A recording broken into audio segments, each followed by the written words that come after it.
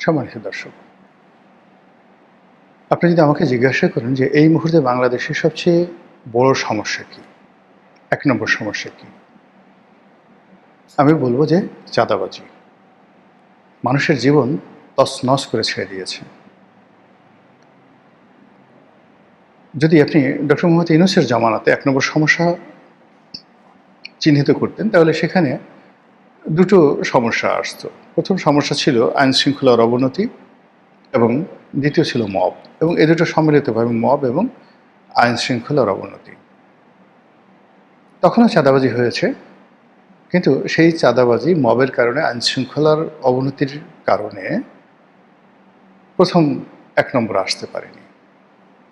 BNP সরকার ক্ষমতায় আসার পর আইনশৃঙ্খলা অটোমেটিক্যালি স্বয়ংক্রিয়ভাবে আগের চাইতে ভালো হয়েছে। মানুষের মধ্যে নিরাপত্তা বোধ চলে এসছে, পথে ঘাটে ছিনতাই, রাহাজানি এগুলো তুলনামূলকভাবে কমে গেছে।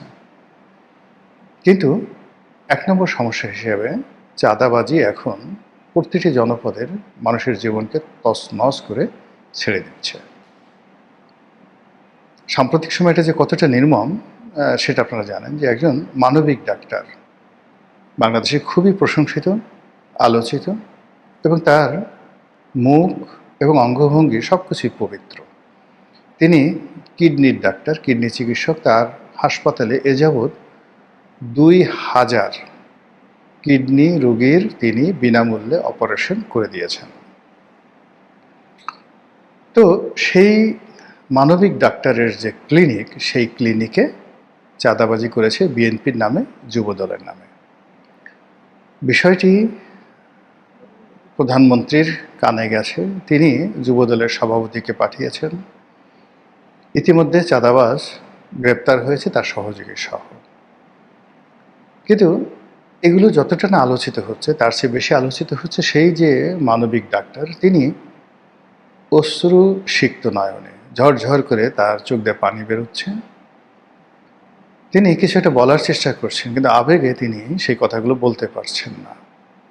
তার সেই অশ্রুসিক্ত নয়নের ছবি সম্বলিত ফটোকার্ড সারা বাংলাদেশকে নাড়িয়ে দিয়েছে।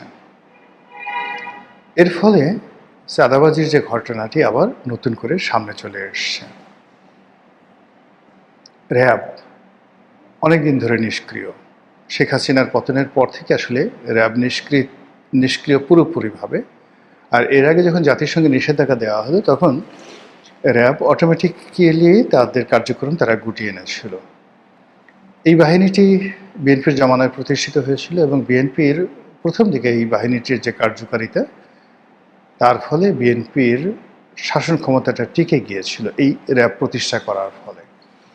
আদারওয়াইজ যেভাবে চাঁদাবাজি, খুন, ধর্ষণ, রাহাজানি ওটা বেড়ে গিয়েছিল, তখন র্যাবের উপস্থিতি মানুষ আশীর্বাদ হিসাবে নিত।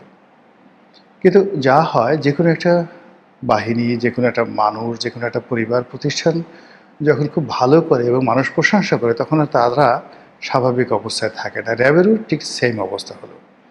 সেনাবাহিনী থেকে, পুলিশ বাহিনী থেকে যে সমস্ত লোক র্যাবে পদায়ন লাভ করত, সঙ্গে সঙ্গে তাদের একটা বিরাট অংশ আজরাইলে পরিণত হতো। এবং শেখ হাসিনার জমানাতে নয়, একেবারে বিএনপি জমানাতে শেষের দিকে এই র্যাব রীতিমতো ফ্রাঙ্ক আইনস্টাইনের দানবে পরিণত হয়েছিল 2005 এবং 2006 সনে। এবং তারপর সেই দানব হতে হতে তারা মহাদানব হয়ে গিয়েছিল। এবং নারায়ণগঞ্জের যে হত্যাকাণ্ড, কিংবা ইলিয়াস আলীর যে গুম, চৌধুরী আলমের গুম থেকে শুরু করে আরও বহু অপকর্মের সাথে তারা যেভাবে নিজেদেরকে জড়িয়ে পড়ে ফেলেছিল, সেটা রীতিমতো ডাকাতি বললেও ভুল হবে। একজনের পক্ষ হয়ে চাঁদাবাজি করা, খুন করা, ধর্ষণ করা, এরপরে নারী লিপ্সা থেকে শুরু করে, মানে র্যাবের কর্মকর্তাদের বিরুদ্ধে এমন কোনো পাপ কার্য নাই যে কাজের অভিযোগ তাদের ছিল না।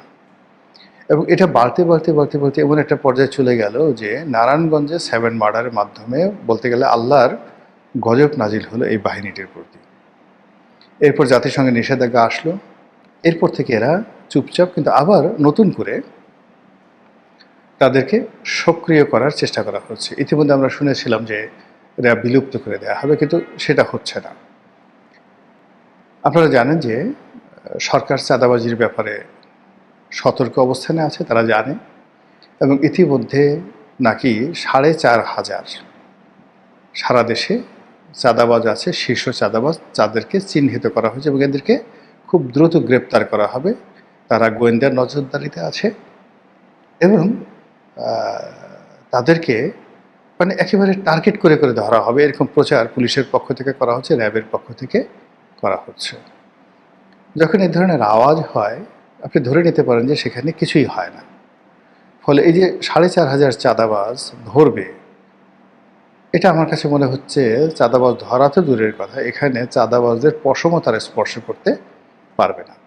লোক দেখানো হয়তো ৪,৫০০ চাঁদাবাজের মধ্যে ৪.৫ ডজন বা ৪.৫ হালি তারা ধরতে পারেন, আবার তারা বের হয়ে আসবে এবং জেলখানাতে গিয়েও তারা সেই চাঁদাবাজি চালাবে। যারা জেলে গেছেন এবং জেলে যারা কুখ্যাত সন্ত্রাসীদেরকে দেখেছেন, তারা জানেন যে সন্ত্রাস এবং চাঁদাবাজের যে নেটওয়ার্ক এরকম একটা শক্তিশালী অবস্থায় যে চাঁদাবাজরা কলকাতাতে থাকুক, সন্ত্রাসীরা দুবাইতে থাকুক কিংবা জেলখানাতে থাকুক, ডাজ নট ম্যাটার, তাদের যদি সিস্টেমটা চালু থাকে তাহলে তারা যে কোনো জায়গাতে বসে এই চাঁদাবাজিটা করতে পারে। ফলে আমরা কি দেখেছি, একজন ডাকাত শহীদ, একজন টোকাই সাগর, একজন মুরগি মিলন, একজন কালা জাহাঙ্গীর দৃশ্যপটে না থেকেও সারা বাংলাদেশকে তছনছ করে ছেড়ে দিয়েছে। একজন সুইডেন আসলাম, একজন সুব্রত বাইন দীর্ঘদিন পুলিশের হেফাজতে থেকেছে, দীর্ঘদিন কারাগারে থেকেছে, কিন্তু এটা কোনো মিন করেনি, সমাজে কোনো উন্নয়ন হয়নি, তারা তাদের কাজগুলো করেছে। আবার ধরুন শীর্ষ সন্ত্রাসী জিসান থেকে শুরু করে অন্য যাদের নাম শুনতে আমরা পেরেছি, এরা কখনো ব্যাংককে থেকেছে, কখনো দুবাইতে থেকেছে, কিন্তু বাংলাদেশে তাদের সিন্ডিকেশনটা বন্ধ হয়নি। সেই অর্থে এখন এই নতুন সরকারের আমলে অতীতের চাঁদাবাজির যে সিন্ডিকেট ছিল, প্রায় সবগুলো সিন্ডিকেট এখন আছে।